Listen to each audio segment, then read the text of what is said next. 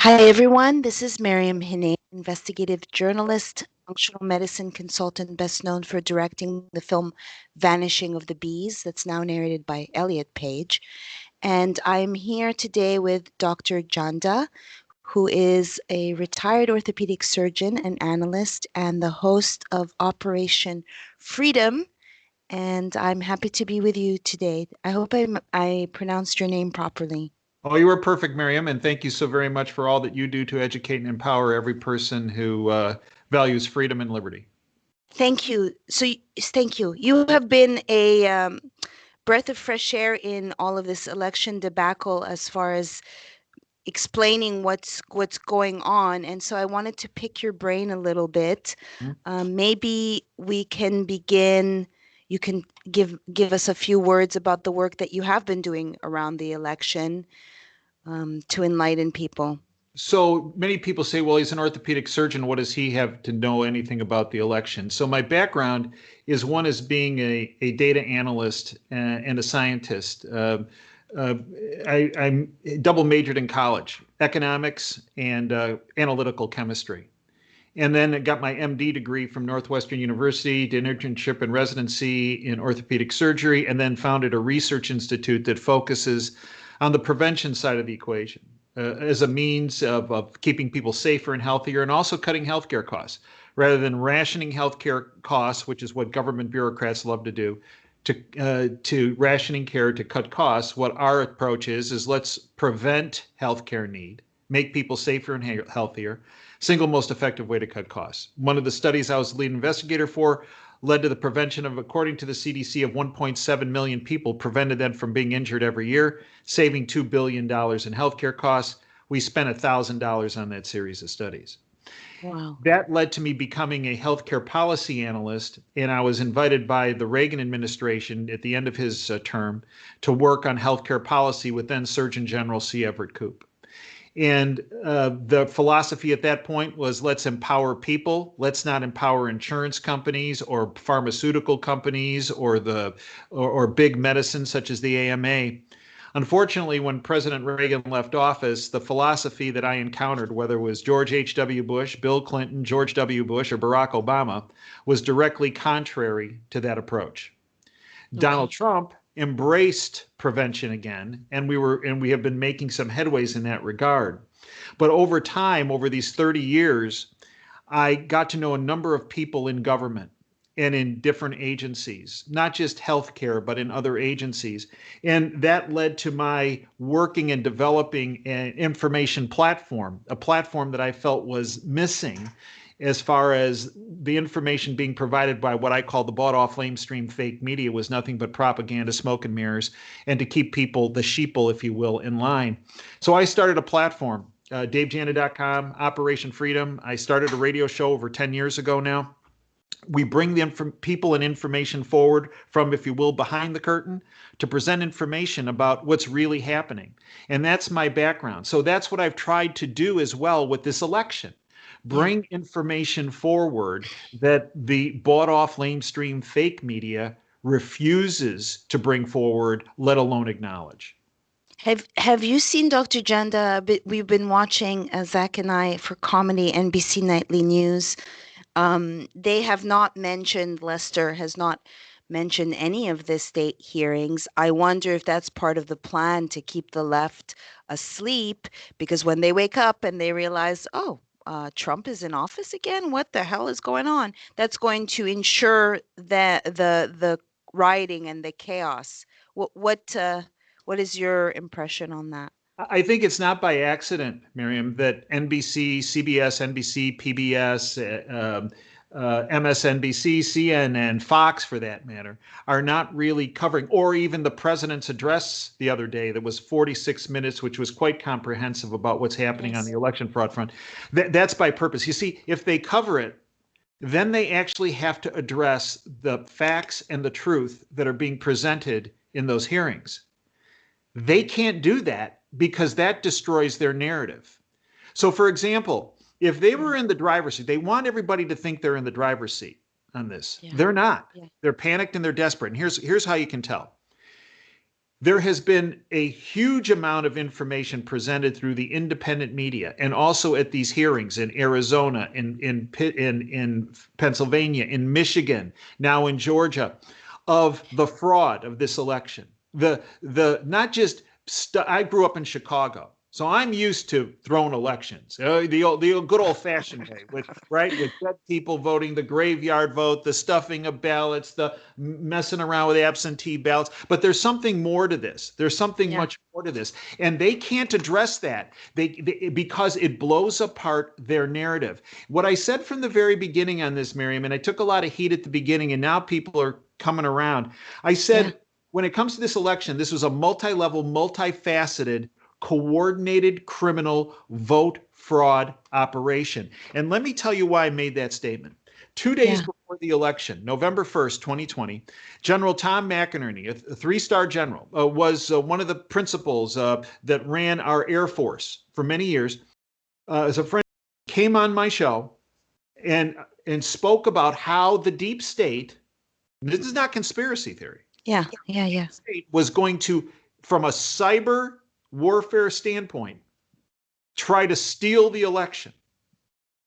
And he mentioned if you will, a platform called Hammer, which is a intrusion platform. And then as the internet is broken into through the Hammer, an exploit or a missile is launched called Scorecard that can manipulate votes. And he spoke about how they were going to do that. And he spoke about how they were going to do this in the dead of night. We think we would be winning the election with President Trump, and then all of a sudden this would happen in the middle of the night. And that's exactly what has happened. And in fact, at these hearings, in particular in Arizona and Michigan and in Pennsylvania, Rudy Giuliani brought forward an individual under oath by the name of Colonel Waldron, who stated they saw the data being maneuvered, manipulated, and transferred even offshore into Germany. And this data, these votes, were manipulated. This is exactly what General McInerney spoke about. Now, how did I know right then and there we hit the nail on the head? Because that was a live interview from 4:30 to 5 p.m. on my radio show, Sunday, November 1st. Immediately, I was getting blowback, threats from deep state operatives, number one. Number two, we immediately flipped that interview and put it up on YouTube. It lasted there until 7:11 in the morning on election day. And I got a notification that it was taken down. I was given a strike because it violated community standards. Oh, so the community standards being, okay, guilty of violating the truth. I told it, all right? I didn't put propaganda out there. I put it on the line, the truth. So I violated their community standards, telling the truth. And this is how we knew we were over the target. And at that exact same time, Maryam, I was put in Twitter jail where I was off the platform for 12 hours. Right? So election morning, kaboom, video down. So what we did is we flipped it, we put it back, we put the interview up on it, it's still there at davejanda.com. It's free. People can go there. It's in a red box, General McInerney's interview. But the other thing I had there, Maryam, on the homepage is Sidney Powell on November 25th, 2020, which is going to be a really important date in our country's history. It's not only the day General Flynn was given a pardon of innocence, it's not only the day that the Supreme Court ruled in favor of religious freedom, but it was a day that Sidney Powell, fantastic attorney, it dropped two legal Moabs, mother of all bombs, one on Georgia, one on Michigan. And in it was a sworn affidavit by a person by the name of Dr. Naya. Dr. Naya is the top cyber warfare person, not just in our country, but in the world. And in fact, I was looking at the affidavit the other day. Right. And in it, he talks about Hammer and Scorecard. He talked about how votes were moved offshore and then brought back and manipulated, how votes were added for Trump. He speaks about all of this. He did that under penalty of perjury in his signed, sworn affidavit. And that is an incredibly important document that the bought off lamestream fake media, including Fox, they are not part of the answer. I've taken a lot of heat for 10 years saying they are controlled opposition. Well, if people don't figure it out by now, they never will. Yeah. Right? Yeah. That document we also put up on our website, davejanda.com. It's in the yellow box. People can get it. It's free to read it because I believe every American should read it. Anyone who it's 9 pages. Yeah. Everyone who reads that document, even people right outside this window in the People's Republic of Ann Arbor, right, who really are having a hard time dealing with this, and even they're saying, something's not right. Right. Because Right. how did Biden get 80 million votes, which is, wow, it's like 10 million more votes, even more than Obama. Obama, yeah. I mean, bottom line with Obama, I disagree with him on almost every front, but here's the deal. He was charismatic. Yeah. He got people out. Sure was. Yep. And Maryam, less than a week before the election, Obama and Biden showed up in Flint, Michigan, right in my backyard here. Okay. Wow. Okay. They had 76 people. 76. Okay. And you're going to tell me, and you're going to tell me that Biden got millions of votes more than Obama did in the state of Michigan? Sorry. Sorry. I ain't buying that kettle of fish. Okay. I want to say a couple of things to the Hammer and scorecard, because the MSM is going really hard on stating that this is complete phooey, that there's no merit to it, even though it isn't. There's an affidavit by this man, Nia. So they want to discredit this. And also something else you said, stealing elections is not new. We have Lou Dobbs in 2006 doing a story on Smartmatic and Dominion.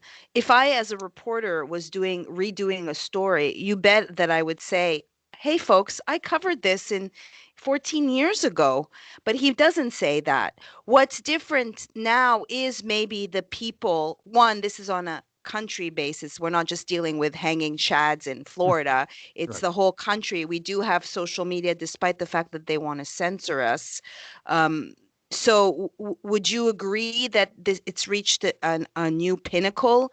And despite the fact that the MSM is trying to discredit or ignore or gaslight others.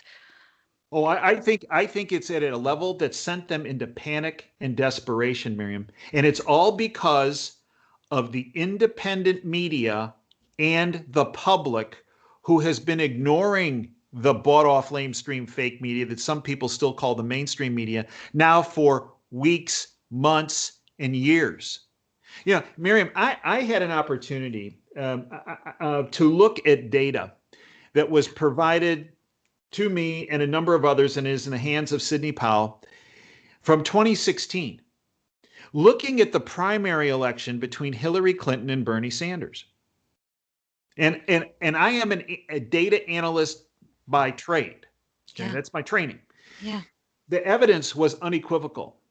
It showed that the exact same program, the algorithm that was used to try to steal the election from Donald Trump, was used in the primaries, in particular in California and New York, of Hillary Clinton stealing the nomination, the primaries, from Bernie Sanders. Now, here's the interesting thing. The people who provided me this information also provided me information that they sent 2 thumb drives of the smoking gun analysis, which is spot on. It showed the steal. It showed how the steal occurred. It was the same algorithm that was used this year. They sent 1 thumb drive to Bernie Sanders and 1 thumb drive to Bernie Sanders' wife. They had it encrypted so that when it was opened, they would know. Bernie Sanders never opened his, but his wife Jane did.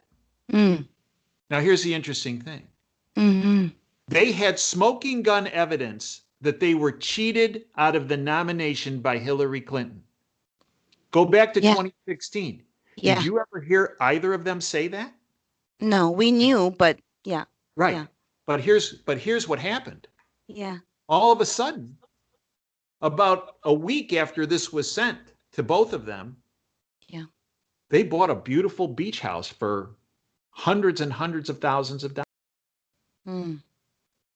So if the Bernie supporters want to get mad at somebody, because Yeah. one of the narratives the media is trying to wiggle out there, slither out there is, Yeah. well, if this gets reversed, there's going to be rioting in the streets, and it's Right. going. Well, wait a minute.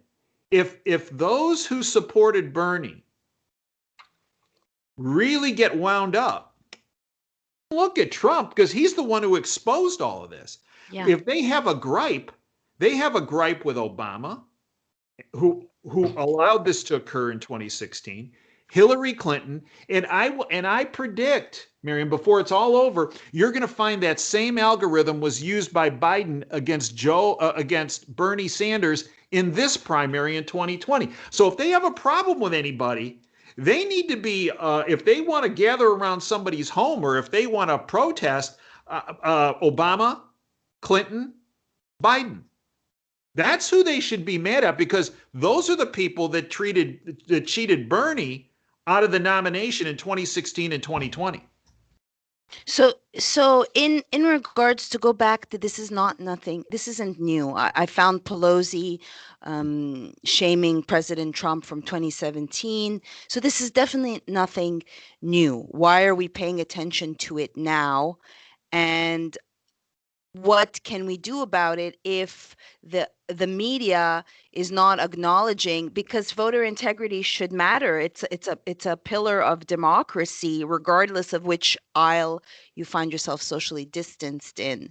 So why wouldn't Americans, they have so much hate for Orange Man.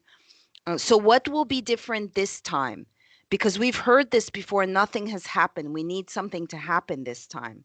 Because many people have become cognizant, even people out that window in the People's Republic of Ann Arbor say, you know what?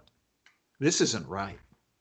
This is this is wrong. I mean, this is so blatant. This is so in your face. This is not a Yeah. close call. There's something else going on. And then when they hear that these companies that have the software and have the voting machines have ties, Yeah. money ties to Yeah. China, to Yeah. Venezuela, to Cuba, to they're like, wait a minute, wait a minute. This is more than an election.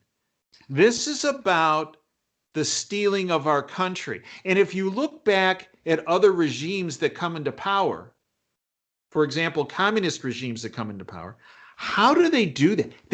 They do it by manipulating elections. Look at Chavez in Yeah. Venezuela. Before he Yeah. was there, it was the wealthiest country in South America. Not now. It's Right. destitute, right? But unless you're one of the chosen ones, the oligarchs Right. have done well. So people see this as just more than election. They see this as if this goes along and we just rubber stamp it and move on, our republic is gone. And that Yeah. we have then become a banana republic, not Yeah. shining city on a hill. I found footage of, maybe you've seen it, of Lord Malik Mm. stating that no, this did not start in Venezuela. It started in Florida, where we know there's an office in Boca Raton. So just flat out Dominion. I mean, why wouldn't people? Oh, isn't it strange that Dominion issues a joint press release with CISA that's supposed to be a part of Department of Homeland Security, instead of saying, yes, let us address your concerns of security. We all want you to feel secure that this is a democracy. They are gaslighting galore. So where do you see these? Let's get into. I'm interested in sharing with people the actual constitution, how it works, as far as how President Trump. We had Fareed from CNN kind of admit that from a constitutional point of view, President Trump can win. But can we explain Mm. that to people? May you explain? So what the narrative, the bought off lamestream Yeah. fake media is going to push is this has never happened in our country's history. Oh, this is uncharted ground. This is a coup by Donald Trump. Well, no, no, stop. Actually, it's happened twice in our country when the president was elected through the Congress. That the electors did not come to a decision. So right now, the one of the magic dates, not the magic date, but one of the magic dates is December 14th. That the Yes. electors, right, have to be chosen by each state, and they have to be seated, and they are on that day supposed to vote on who is the president of the United States. And each state presents a slate of electors to do that. So right now, a number of states are going by, and some of the states where it's not in question have chosen their electors. They've certified the election and they've chosen their electors. There are some states, for example, like right here in Michigan. In Wayne County, which is the county where Detroit is, the canvassing board initially voted not Yeah. to certify. And then Yeah. there were threats Yeah. against the two Republicans, Yeah. and they said, well, and they backed down a bit, but they did not sign the form. Yeah. And the next day, they said, you know what, we're put under huge pressure, threats, light of Yeah. day. No, we don't certify. Well, then they took it to the state, and under pressure from, if you will, totalitarians, Yeah. the state certified the vote. On the other hand, Sunder Whitmer and Jocelyn Benson. so with Gretchen Whitmer, the governor, Jocelyn Benson, the Secretary of State, and Dana Nessel, the Attorney General, along with their minions, let's call them just thugs, put pressure on for this to happen, for this to be certified. Now, there was recently the other night a hearing in the Senate and then in the House, and Rudy Giuliani and his team showed up and presented witnesses. And it became incredibly clear, light of day, Yes. off lamestream fake media didn't cover it, that there was fraud, that this should not have been certified. Now, let me give you just a couple of the data points they presented because it's important. Yes. Yes. 643 precincts had over 80% turnout. That does 21 precincts had greater than 90% turnout.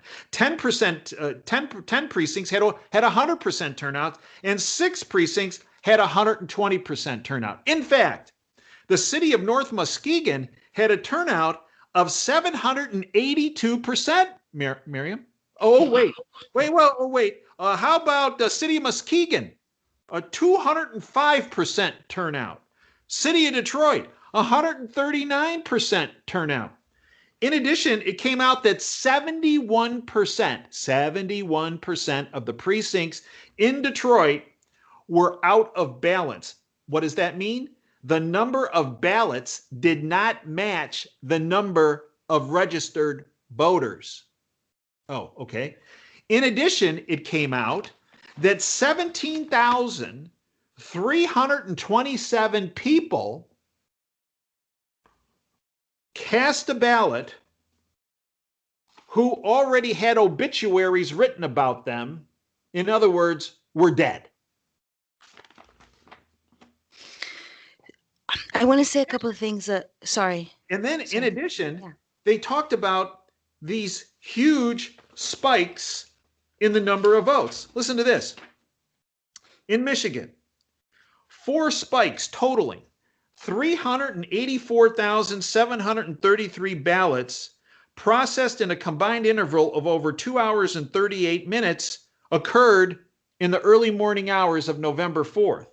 This is what they testified. This is physically impossible given the equipment available at the 4 referenced precincts township locations. They said, we looked at ballots processed and crossed the locations to determine the amount of ballot processing capabilities. This calculation yields a sum of 94,867 ballots at the maximum number of ballots that could be processed. The existence of the spike is indicative of a manual adjustment. Here comes scorecard thrown into manual adjustment, either by the operator of the system or an attack by outside actors. In any event, there were 289,866 more ballots processed in the time available for processing through the 4 precincts. Based on that, They believe the statistical anomalies and impossibilities compels the conclusion to a reasonable degree of professional certainty that the vote count in Michigan and in Wayne County in particular for candidates for president contained at least 289,866 illegal votes that must be disregarded. That, Mary, Wow. Yeah. Mary. Yeah.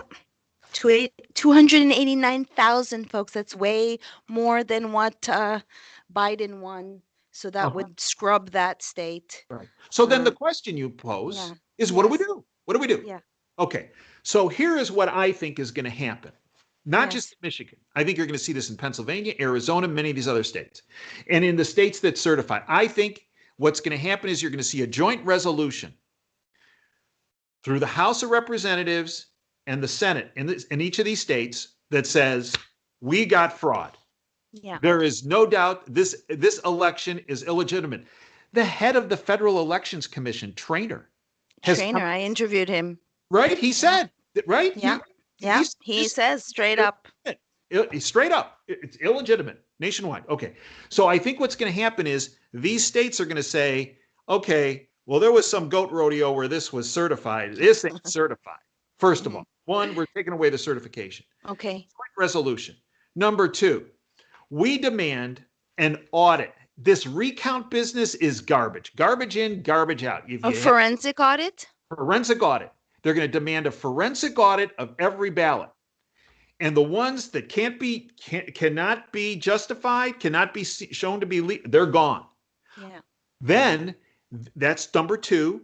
And the third thing they're going to say is, we're going to seat our own electors after the forensic audit. Right. Now, So I want to just, I want to ask a question. Sorry. Go ahead. So then what happens if this doesn't all occur by December 14th? So they file the joint resolution. They say forensic audit. The audit isn't done by December 14th. They can't seat their electors. So what happens? So what's happened in the past is the vote goes to the House of Representatives for president. And the vote, and people say, oh gosh, Pelosi's, the Speaker of the House, and they have the slight majority, and well, that means Trump loses.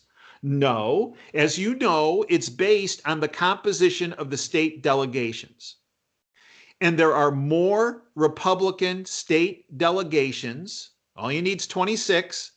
There are more state delegations that are Republican than they are Democrat. Now, some people are going to say, well, but there's going to probably be somebody who's compromised that's going to flip their vote, and they can't constitutionally. They cannot. They are locked into that vote. So that vote that goes to the House of Representatives is at least 26 votes for Trump. The House determines the president. The Senate determines the vice president. Well, here we go again. We got 26 there at least. So Pence would get the vice presidential nod. And people will say, and here's the bought off Williams, this has never happened in our country's history. Well, that's how Thomas Jefferson got president, exactly. Right? Yeah. And again, after, in the 1800s. So, and then the other side of this, Maryam, is you see cases being brought, they're going to come in front of the Supreme Court. Okay. Yes. So Sorry, you're including the ones by independents or just the 3 by the president? No, I think you're going to see a number of them. Right now, we have an independent one going to the Supreme Court. I believe the gentleman out of Pennsylvania who is suing, and I think now it's in front of Alito to see if they're going to take it in front of the Supreme Court. And I haven't heard a decision on that yet. But at least one, if not more of these, are going to get to the Supreme Court. Now, what do I think the Supreme Court's going to do? I think the Supreme Court's going to say, wait, we got a problem here. We're seeing all this fraud. And we don't understand how any state can certify an election based on what we're seeing here. So I think what the Supreme Court's going to do is they're not going to say Donald Trump is president. People that think that Supreme Court's going to say, boom, Donald Trump is, that isn't going to happen. But what I think they're going to do is they're going to say, wait, constitutionally, this is built in the system and it's been used before. Send it to the House. and let the state delegations decide. We're done with it. Supreme Court. And I think that's ultimately what's going to happen. Now, I can't So give you a date that's going to happen. It could yeah, I happen. was gonna It could ask. happen on the morning of January 20th, for all I know. Yeah. I'm feeling that we're going to be in a state of suspended animation till maybe February, possibly till February. But I wanted to go back to the Michigan hearing because I'm working on my third piece on Michigan. I took note that Jenna from Trump's team basically had to say several times, you can take your power back. Like basically telling them what their job is because they seem clueless. And despite the fact that we had testimony from, anyone that has a sense of discernment can scan these people and see that they are honest Americans sharing, you had that young rep say, be quite rude to Giuliani and say, why should we believe you? Just being a thug. And then after his tweet was, well, that was weird. What? You just were part of American history. And after hearing all these people, you say this was thrown out. Why should we believe you? And 39 cases were dismissed, which is not true, a lie. So these people seem to not know their job or know what the Constitution is as Americans. And So yeah, you're giving them the benefit yeah, of them being ignorant.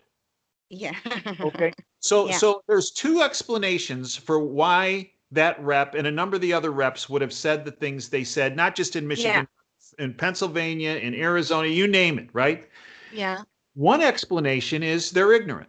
They don't know the yeah, Constitution. They don't know the evidence. They don't what? That's one explanation, ignorance. yeah, The yeah, other is they're complicit in the crime.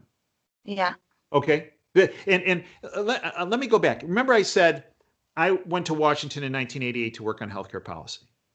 I want to tell you a brief conversation I had with someone who's an extremely well-known political figure. Okay. Okay. Yeah. And we were walking out of a meeting at the White House, and we were on Pennsylvania Avenue. And I asked this political figure, I said, what I witnessed in that room was off the charts. I asked this person, what percentage of people in Washington, not just in Congress, but the staffs and the people that are associated with the government, what percentage of these people are controlled, are Mhm. blackmailed, bribed, controlled? Now, this is 1988. Yeah. Yeah. And the answer was 95%. Wow. Now, I think if that person would still be alive today Yeah. and walk down Pennsylvania Avenue with that person and ask them that same question, they would tell me today 99%, if not higher. So And sad. it's really sad. It's really sad. And and and the only way this gets better is exactly what's happening. And it's painful to do, right? We need surgery. Okay. We got, I'm a surgeon. So Yeah. when I was a surgeon still operating and I was taking care of somebody that had a tumor, you just don't go in and take a tiny piece of the tumor out and say, I hope that's enough. Yeah, right. Let's see what happens. What you have to do is you have to go in and take the whole tumor out. Mm-hmm. And that involves a lot of dissection and a lot of time and a lot of effort and a longer recovery. Mm-hmm.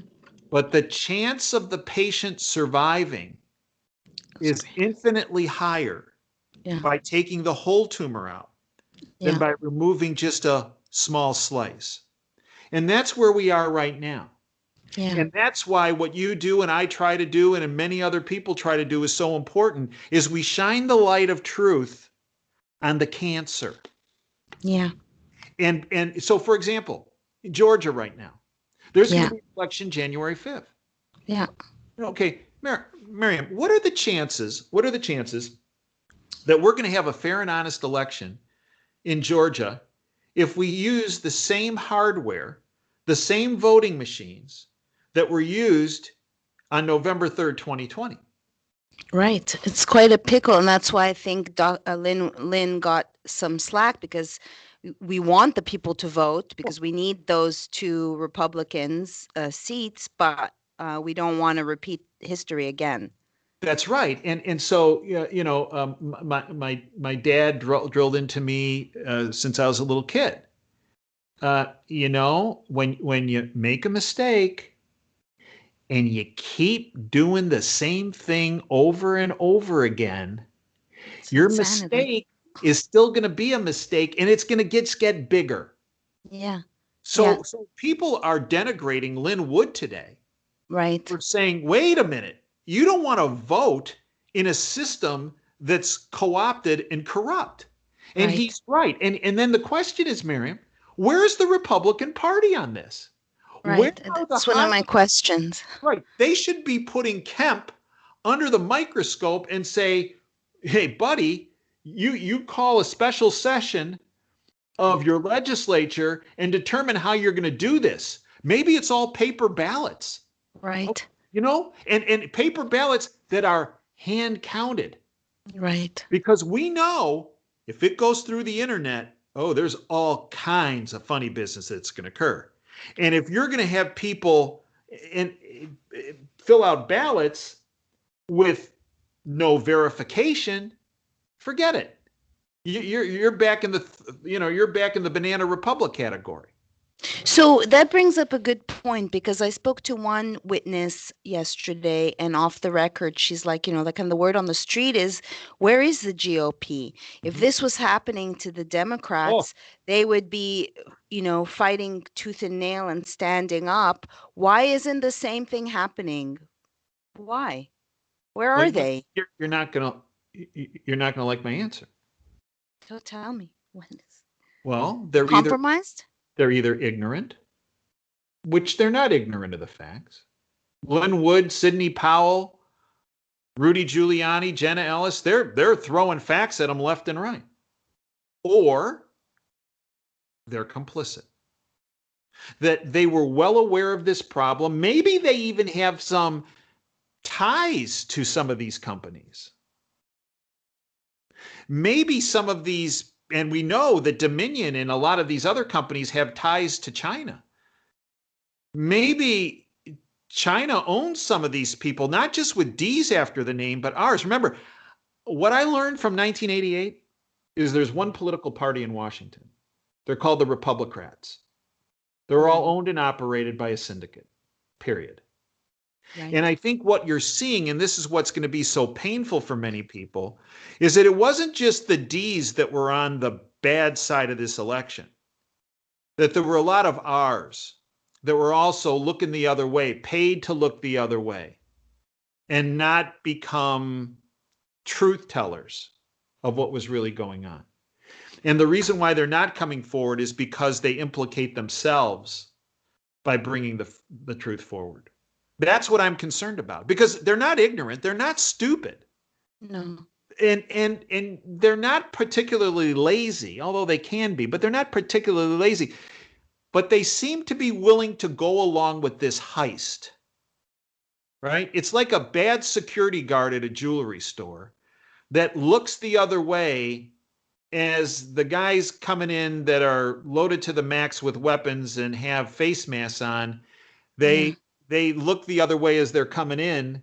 They don't do anything while they're in the jewelry store, and they don't stop them walking out of the store with the heist. They're accomplices. They're accomplices. I wanted to bring another, ask you another question in regards to certification, because initially there was this push to halt the certification, which is arguably to buy time. Then we saw in Michigan this back and forth, and was certified. When I interviewed Trey, he stated Article 3 of the Constitution, that in order to bring it beyond the realm of theoretical, you need to certify so that you have something to audit. So then it makes it pointless to have halted the certification. And then ultimately, the state legislators can say, we're not going to even look at this, take back their power and elect. So if you can set the record straight on the ins and outs of certification, because ultimately it seems useless anyway. What is the truth there? So a certification, as I see it, is a stamp of good approval or of good standing, right? Okay. And part of the reason why I think there was this hullabaloo about not certifying was to call. I think you're right as far as saving some time. It's stopping the clock, get Yeah. everybody so that we get everybody on the field, right? Kind of calling a timeout. Yeah. But it was also to call attention to this, to say, wait a minute, you know, when people hear certified, they think legitimate, Yeah. right? Yeah. That's the Yeah. automatic connotation you get. And by saying we want to halt the certification means, well, wait a minute, there must be something not quite legitimate if they're asking for this to be not certified.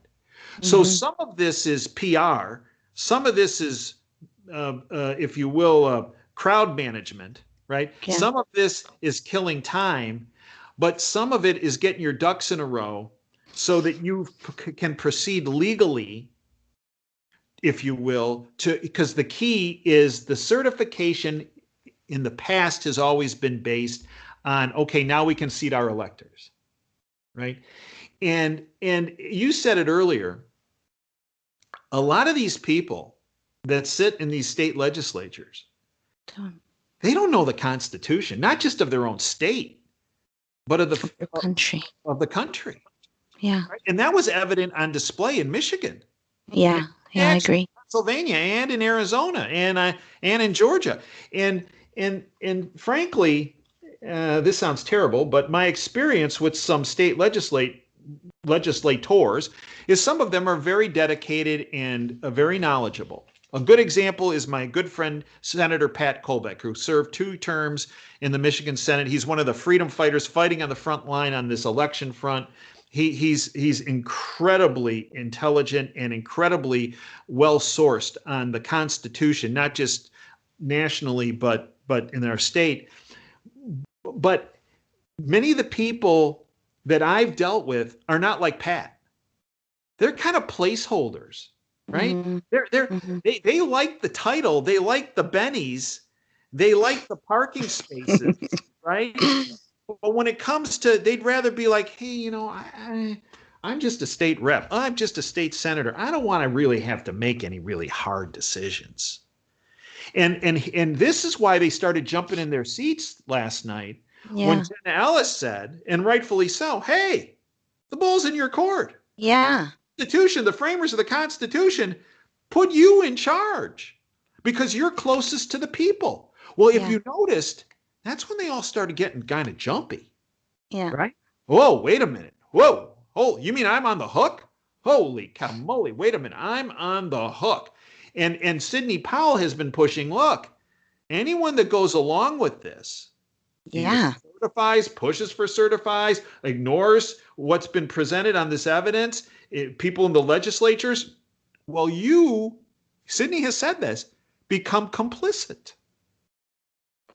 Yeah. And I don't sorry, I don't understand how many have committed have broken the law. Sorry, go well, ahead. What were you because going to they've say? never been held accountable in the past, and they think that it's probably not, they're not going to be held accountable again. You see, and that's the thing that's making them jumpy. See, my experience, Maryam, and this sounds very, I don't know, negative, pessimistic, but my experience is politicians care about 2 things. One, money, and having enough money to run for reelection. And 2, they only care if the public is wise to an issue and it looks like they're going to be seen as being on the wrong side of the issue. And they do everything in their power to make sure the public really doesn't know the facts. Well, the brilliance of having these state hearings is the public learns the facts. For example, last night on the Michigan Yeah. feed, on Right Side Yeah. Broadcasting Network, There were Right.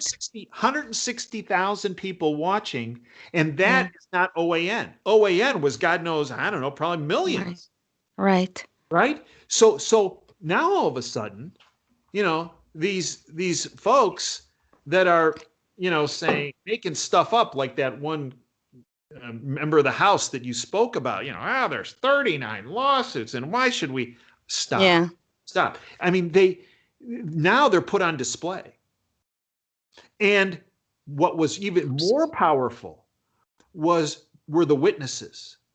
The Yeah. witnesses in Michigan, all across the board. And we gave them a lot of credit because they Right. took a lot of grief. But boy, I'll tell you, there was one, this Melissa Carrera. She went after these guys. She goes, I signed an affidavit of what I Right. saw. I swore under oath, which means if I lied, I'd go to prison. I go to jail. Have you done that? She pointed right at. She goes, have Yeah. you done that? Yeah. And the guy's like, Yeah. right. And then she went later and she spoke about how, when she's, well, why, if this is such a problem, why aren't there more people stepping up? Right. Is that And what she's, they're saying now? There's yeah, more. well, that's what Why they aren't asked there her. She said, more? wait a minute. She goes, I've lost my life. She Yeah. goes, my kids Yeah. have been threatened. I've been threatened. I've had to move. I had to change my phone number. I can't get on social media. I've lost family. I've lost friends.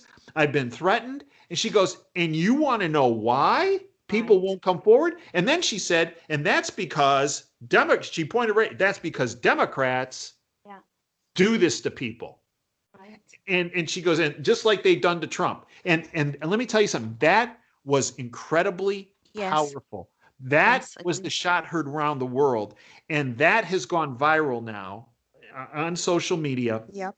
And what it showed was, here is this person who stepped forward and told the truth. And when these nasties, these politicians, pontificating blowhards, Right. started getting in her grill, she didn't back off. She got right back into their grill. And that set the tone that I think scared the living daylights out of the deep state, scared the living daylights out of their puppets in government. And and I truly believe that this past week has been a complete game changer on the Yep. I freedom. agree. Yes, I agree. Be mindful of your time. So I have a few lasting questions in regards to that. I mean, I had a statistician that worked with Matt Brainard, and I was going to speak with him, and he told me that he no longer wants to go on record because he's been threatened, and he was trying to justify, oh, I could have done better. He was beating himself up, and I'm like, you've done nothing wrong. You're looking at the data. And we know because we've gotten strikes, we're censored, we've already been on the front lines. Like, just as an aside, I had someone come in when I was in the jungle, come and hang out with me and say, I'm scared to hang out with you. And I'm like, why? He goes like, because you're really out there. And he showed me on Instagram some clips of President Trump. And then the next day, his whole folders, he was locked out of Instagram and he was freaked out. For me, it's like I'm veteran now of this, but he thinks it was because of being associated with me. So there is a real tangible risk of just doing the right thing. Mhm. So we have to give credit to these people that have shown courage when it shouldn't. It's like opening the door for someone. Like, someone will be, thank you so much. It's like, this is what humanity is supposed to be, helping each other, and we've made it a big deal now to do the right thing. um as far as those two people yesterday, whether they were ignorant or complicit, I think they're kind of clueless. That black woman who is so damn rude, and I felt like had a chip on her shoulder, and the guy. I think that they want to get brownie points from their own team, but they don't really like, they don't even, she didn't, I don't think she really realized that she was being kind of hateful, that woman. I don't know if you agree, but they were both, I and think then I think she sorry. I think she knew exactly what she was doing. Yeah. I think they were trying to intimidate. They were trying to suppress and oppress free speech. They knowingly did that because here's why. They Yeah. repetitively did it, and Yeah. they were told, wait a minute, this is off the charts what you're doing. They were, both of them. Wait, come on now. Wait, but they kept doing it. And they kept doing it because they were the hench people for the deep state. The deep state puts people in choke point areas, whether it's in social media or whether it's in the corporate headquarters of, you name the big tech company, or in government, you name the department. There are choke points, and they are meant to choke off information and the truth from getting out. And anyone who does come forward with the truth, they are put there to oppress those people so that they are intimidated, so they don't speak out. And that's why what those people did, and every person that has come forward, there are hundreds of people that have filed affidavits across our country, Right. thousands of people, Right. about the fraud. Every one of those people are American heroes. Yeah. But let me tell you something. I believe 5 years ago, this wouldn't have happened. Really? I think What exactly wouldn't happen? what you're seeing people stand up for the country, for the freedom, for the future of this country. I think if this would have happened 5 years ago, I think people pretty much would have rolled over. Yeah, but now it's do or die. It's do So or when die. it And they've seen Donald Trump fight for 4 years. See, Yeah. they've watched Trump fight for 4 years, how he's been taken on, unfairly taken on. And they say, now, wait a minute. Now they're doing it to me.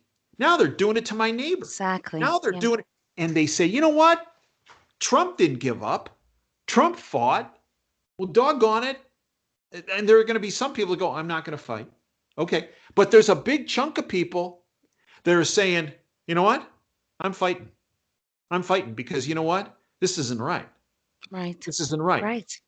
Right. And, And and, this, yeah. and this wouldn't have happened, Maryam. This would not have happened. What you're seeing now, this would not have happened, I believe, 5 years ago.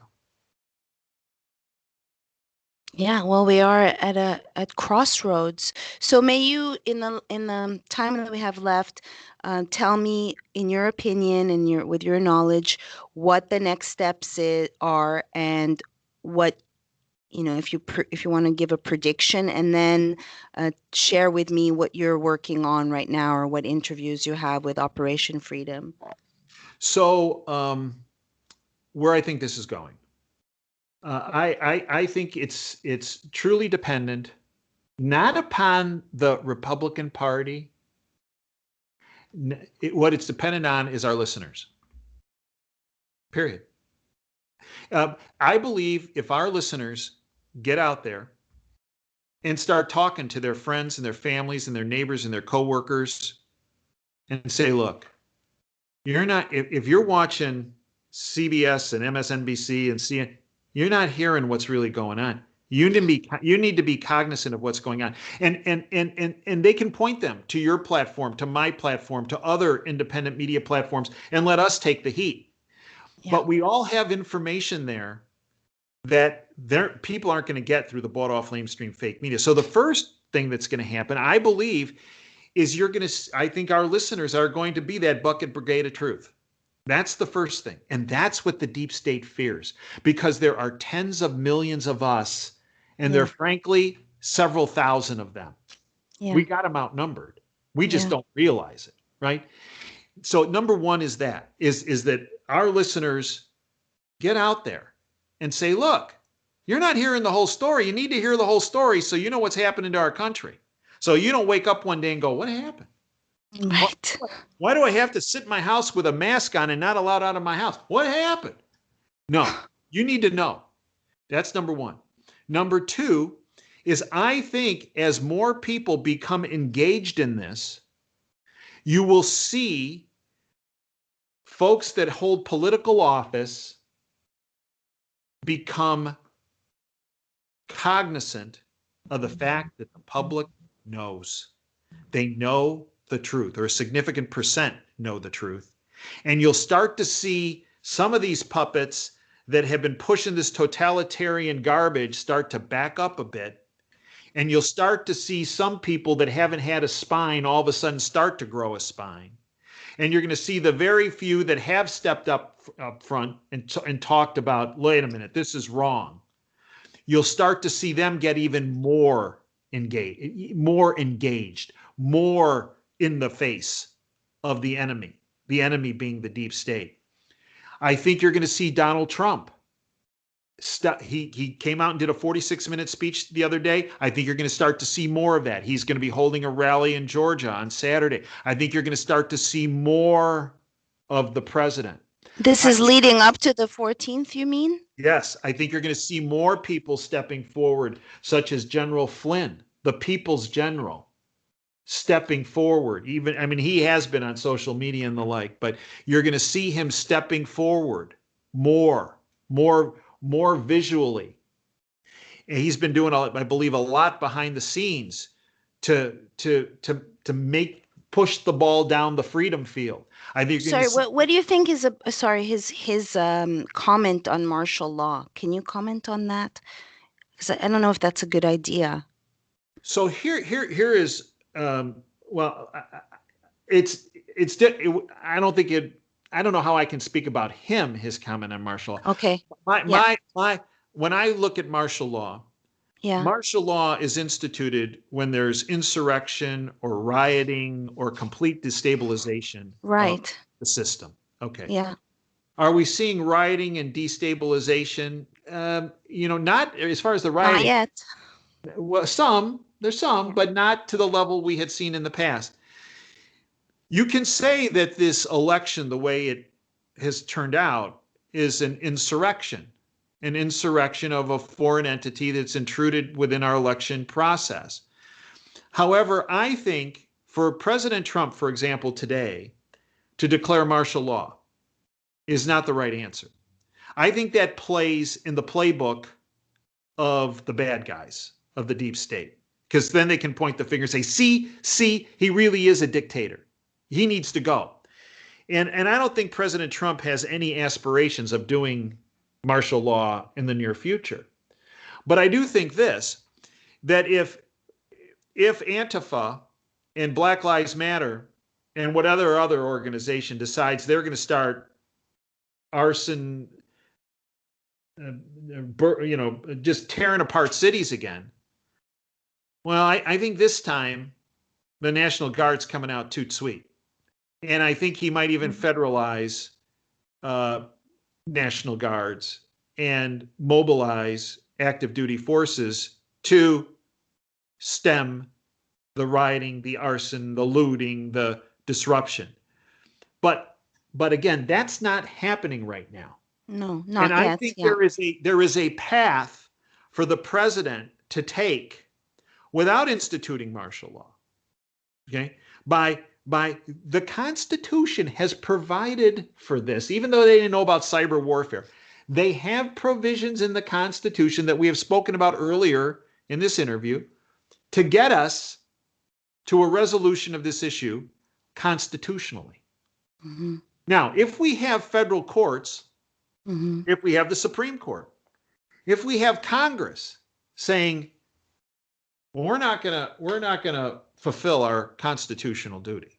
We're just going to look the other way and let this happen. We're not going to vote. We're not going to hear any cases. In the House. Well, yeah, we're supposed to do the election thing of the president. We're not going to do that. If we come to that point, and I don't think then I think that is the time for the president to determine about martial law. We're nowhere near that point. And understand, the Constitution and the laws of this land, the Insurrection Act of 1807, do allow the president to mobilize the military in times of rioting, insurrection, and the like. But we're not at that point. And hopefully won't get to that point. So just to go over the logistics, we have these Senate hearings. Maybe the Georgia one is the last one, I'm not sure. But independently, these state legislators can say, we're going to take back our power. We are going to elect the electors. So that's one thing that's happening. Meanwhile, do you know the actual specifics of where we're at with the filing in Georgia and the filing in Michigan? Is there a trial set for the Supreme? Where are we at with them? Do you know? Yeah, there are a number of cases I know in Georgia and in Michigan, and in particular the Sidney Powell cases, I believe, are Yeah. pending before the court. She filed in federal court, both, not state court, federal court. I have not heard of a hearing date. Although, although when it comes to this is the interesting point in talking to some constitutional legal scholars, when it Yeah. comes to election law, election suits, they get top priority. Yeah. Okay, they go to the head of the class. So there has to be some pretty, I would say within the next week, we're going to have movement on those cases because it's mandated that And time is the, of the essence. exactly, exactly. Because, we're December 14th is when the electors are to vote, they're to be seated. And we're nowhere near it, that occurring at this point. Do we just need one state to say we are going to name our own electors, and that dismantles the current count for Biden versus President Trump? Well, I think it throws a monkey wrench in it, but there's Yeah. another monkey wrench that can be thrown. Yeah. What happens if DeSantis, the governor of Florida, Yeah. files a lawsuit against Georgia, Michigan, Pennsylvania, Arizona, and Nevada under the grounds that his citizens were disenfranchised because they conducted a legitimate legal election in Florida and the other states did not uphold their responsibilities because they are so laden with fraud. You see, when a state sues another state, it immediately goes to the Supreme Court. Wow. So you're giving an example of Governor DeSantis because he's shown balls. So just as an example, Florida, Yes. has it happened before? On this type of situation, I'm not aware of that. So this is a possibility. Yeah. For example, if I'm a governor in a state, if I'm Kristi Noem in South Dakota, Yeah. Yeah. and I had a free and fair election, and my citizens' votes are in in the air of about them being able to be counted because of the fraud in the other votes or diluted because of the fraud in other states. If I was governor of if I was governor of the state, Yeah. I would file that suit. Yeah. And not just if I was a Republican governor. This isn't a Republican Democrat thing. No. This is an American issue. This is a constitutional American issue, not right, left, Republican, Democrat garbage. This is a what's right issue. And frankly, a Democrat governor should be easily persuaded to file that suit. Not just a DeSantis or an Abbott or a Kristi Noem. If they were really looking out for the welfare of their state and their population, they would say, wait a minute. We did the right thing. We handled everything right in our state. Why should our citizens' votes be diluted by fraud in these other states? This is an equal rights issue. And our citizens are not being granted equal rights because they're being mixed with a bunch of fraud. Right. And With that said, that goes immediately to the Supreme Court. It's a case they have to take, and it's a case that doesn't go to some federal district court or a state sues a state. It goes right to the feds. It goes right to the Supreme Court. So at this point, after all the hearings, we wait to see whether any of these states, Michigan, Pennsylvania, Georgia, will say, okay, the state legislators have determined that there is considerable fraud, or at least fraud to look into. Let us choose the electors. That's one thing. Meanwhile, we have the cases. Maybe I can call their office to see where we're at, if they got a date, but that then moves to the Supreme Court. And then we see where we're at by December 14th. And chances are that might be postponed, correct? It's a possibility. Meanwhile, the Democrats are building their stage in Washington and they're going along with the facade that there's nothing going on, right? Which is ridiculous. And Because what if if I were, sorry, they build the stage, yeah, they build the platform at the Capitol, and the guy who ultimately walks out on it is Donald Trump? yeah, that would be fantastic. Uh, I- if I was in a race and someone suggested that I committed fraud or my people committed fraud, I would be more than happy to say yes. Let's take a pause. I am the winner. I am confident, but he's not even done that, which is reflect. I don't know what Trump would have done if it was the other way around, but the just I, thing to do. Yeah. I think actually, because remember the first time he was elected, it was not fraud, right? But he turned over millions of documents to show to the special counsel that there was no fraud there, that there was no involvement of Russia, even though the Russian involvement was with the DNC and Hillary Clinton, Yeah. that paid for that dossier that was used against him. He produced millions of pages of documents to show that, in fact, the allegations were in They're fact false. false. Yeah. Joe Biden has not produced one document, one expert No. to It's show. not even addressed the issue No, that he's too I busy know of. tripping over his dog. Yeah. One last thing that has come to mind. I found hundreds and hundreds of lawsuits. This was on the 4th of November that have been filed in regards to disruption of the electoral process linked to the coronavirus. President Trump said it on a regular basis that there would be fraud, foreshadowing this, and many of us have known since April or May or that this is less fatal than the flu and that the coronavirus, the Rona regime is used to usher in whatever it is that these global elitists want. So, I mean, that in itself is reflective to me, says like, and I spoke to one person who wanted to remain anonymous that Perkins Coie or Coy has been working diligently to weaken fraud election laws for months now. What are your So, comments on that? right. So, um, COVID was used to set the stage for what we've now experienced with this election. It Yeah, was used to change election laws. It yeah, was used to keep people from watching the vote totals by pushing people away, saying, you have to be 50 feet away because of COVID. We saw it in Detroit, where the Secretary of State sent in public health officials to remove, for some reason, just Republican poll watchers and vote watchers and monitors because, well, because of COVID.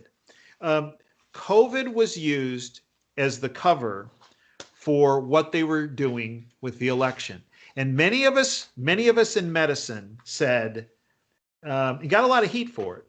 We yeah, said COVID is being used to on a number of fronts. That's not to say COVID doesn't exist. It yeah, does. It does. yeah. I, Sure. it does. On the other hand, on the other hand, let's put in perspective. It has a 99.9% chance of the you'll get it. If you get it, you're going to survive. Now, Yeah, if you have underlying immune system issues, underlying healthcare issues, are elderly, are in a nursing home, specifically if you live in Michigan or in New York, California, Minnesota, and you have a governor that takes COVID positive patients and puts them in a nursing home to infect everybody else, and there should be negligence of all those governors on those executive absolutely. orders that they instituted, and some are still in place, including Yeah, those in Michigan. Uh, but many of us said that COVID was being used on many fronts for something bigger that's coming. And we didn't know what the bigger was coming was. Well, now in retrospect, what was bigger coming that they were using it for was the election. hmm Okay, thank you, Dr. Janda. Tell me what you're working on and where we can find you, please. So as far as what we're working on, I've just posted today. We'll be posting an interview with one of the top data analysts in our country that looks at elections. He does it on a forensic basis, really dissects things through. His name is Phil Evans. He has been involved in this for well over a decade, and he's one of the best in the world at this. So we're posting. We're just about posting that, and next week we're coming in with an interview with a cyber guru that really looks at Paul Rosenberg at this issue. On the radio show, we cover a lot of different issues, a lot of different topics. Obviously, the main topic has been what happened with the election, what's happening with the election, where we're going with the election, much like what you do. I have people can listen to the radio show. It's live. It's every Sunday from 2 to 5 Eastern. It's free. They go to davejanda.com, hit the listen live button, and that'll take them to Wham Talk 1600 streaming service. They hit the play button. They're with us. I have a YouTube channel that's still standing, surprisingly. We'll see how long, although it gets beat up pretty hard, called Operation Freedom, just like the radio show. I put a couple new YouTube presentations every week. Then I have the website, davejanda.com, where we have free public information, some of which we've spoken about today on the site. We have a lot of free public, but we also have the subscription side where we do extra shows, what I call my WTF show, where it's a geopolitical show where I present information that I really can't go to on the radio, not going to go to on YouTube or I get immediately kicked off, but information I'm getting from my sources that I've developed over 30 years behind the curtain. And then I have my Insider Insight interview show where I bring some people forward where we talk about issues that boy, the deep state does not want spoken about. One of my recent guests was Bob Mazur, who's been a friend of mine for many years. Bob was a former undercover DEA agent. He was the quarterback of the team that brought down Pablo Escobar and the Medellin drug cartel. And the show Narcos is on Bob and his team. Nice. There's actually a movie out about Bob called The Infiltrator, also a book called The Infiltrator, but it's about Bob Mazur. And he's somebody I've known for years. He comes on our platform and speaks about this past week, spoke about the money laundering activity that was going on between China and Venezuela and into our country. Wow. I wonder if that, because I call George Floyd the Ozarks on COVID because they, intercepted $900,001 counterfeit bills from China during that time, and so much burnt down. Precinct 3, La Raza, El Nuevo, just all of Omar Sabri's properties very conveniently.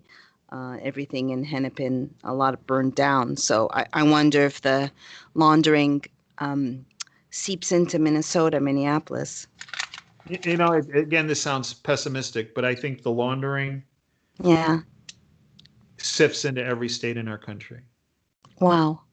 Well, I just thought to ask you also, did you look or have you looked at Matt Brainard's or the Amistad Project's data, and what do you think ultimately will the DOJ or the FBI do anything given that, there's talk that they're compromised too? I mean, I don't know about the DOJ, but DOJ has Zach's 950 papers. What have you done with them, DOJ?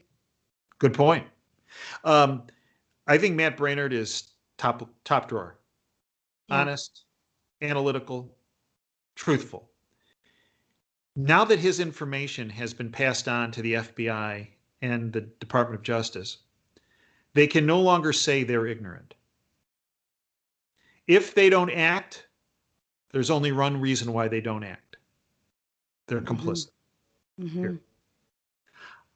My hope, and hope isn't a war strategy, right? Mm-hmm. On the other hand, my hope is that they will act, because I believe Matt Brainard's work, which is superb, Mm-hmm. and a number of other of the data analysts that have been involved in this process Mm-hmm. is superb. And nobody has come forward from the deep state as a data analyst to show that Matt Brainard's work or Phil Evans' work or Dr. Shiva's work or Russ Ramsland's work or Colonel Waldron's work, none of those individuals have been shown to be wrong. So the good news is that the DOJ and the FBI have admitted they have now in their possession at least Matt Brainerd's work. Mm-hmm. That should be enough for them to come to some very quick conclusions and institute an action plan that they immediately make public of what they're doing and how they're doing it. And if we don't see that, we cannot say they're ignorant because they have his information. If they don't act, we can then make the conclusion that they are complicit in this coup. How about AG Barr? Do you think that he will come around because they maligned his comment, but one is civil and he looks at criminal, correct? Right. So first of all, Yeah. the AP put that story out. Yep. Okay.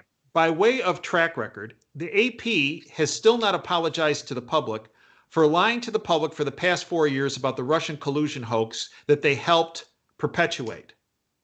Number two, the AP was one of the first entities to declare Joe Biden the winner of the presidential election November 3rd, and we still don't have results. And we have seen thousands of cases documented of the fraud in the election. So when the AP put that story out and everybody had their hair on fire running around about, oh, Barr, I said, stop. One, consider the source. Two, consider their track record. Yep. Three, I mean, I'm not a Barr lover. On the other hand, I'm not about to scorch somebody unnecessarily. I said, and number three, so we have their track record and the source. I want to hear an audio recording of his interview or a videotape of his interview so I can determine exactly what he said. Because it was several hours after that came out that the Department of Justice said, stop. That's not what he said. That's not what he inferred. This is complete misrepresentation. Now notice after that statement came out, what did the AP say? Did the AP say, no, here's the documentation of the interview? They just shut up. Yeah. And notice who else didn't chirp. When this first came out, I said, I can determine pretty quick how legit this is. I want to watch the boss's Twitter feed. Right, exactly.